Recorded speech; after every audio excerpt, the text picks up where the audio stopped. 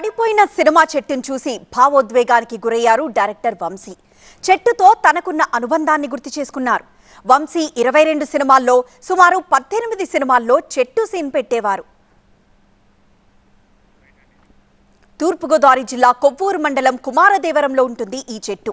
మంచు పల్లకి, సితారా, ladies tailor, detective Narada, చెట్టు కింద ప్లీడర్, గోపి, గోపిక, గోదావరి ఇలా చెప్పుకుంటూ పోతే వంశీ తీసిన 22 సినిమాల్లో సుమారు 18 సినిమాల్లో కుమారదేవరం సినిమా చెట్టు కింద ఏదో ఒక సీన్ ఉండేది.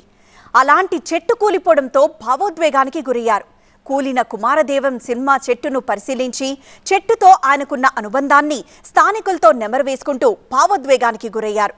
ఈ చెట్టు వల్ల కుమారదేవం గ్రామానికి ఎంతో కీర్తి ప్రతిష్టలు వచ్చాయని, గోదావరి ఒడిన షూటింగ్ చేస్తే ఖచ్చితంగా ఈ చెట్టు కింద ఏదో ఒక సీన్ షూటింగ్ జరిగేదన్నారు డైరెక్టర్ వంశీ.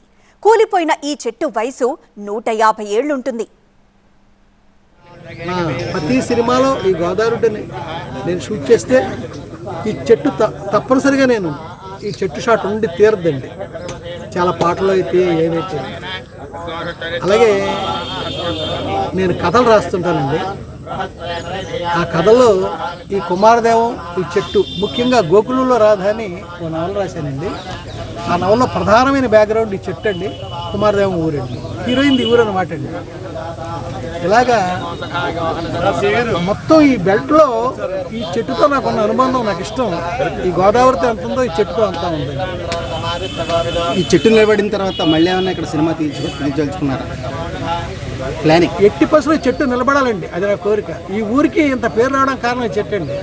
ఈ 2-3 రోజులుగా కుమారదేవం చెట్టు అని ఎన్ని మ్యాగజైన్స్లో, ఎన్ని టీవీ ఛానల్స్లో వచ్చిందంటే ఈ ఊరికి ఆ పేరు తెచ్చిపెట్టిందండి ఈ మహాతల్లి.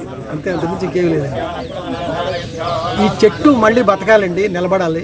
నేను మళ్ళీ ఇక్కడే ఈసారి చాలా ఎక్కువ సినిమా లెంగ్త్ ఇక్కడ తీయాలని నేను కోరుకుంటున్నాను సార్.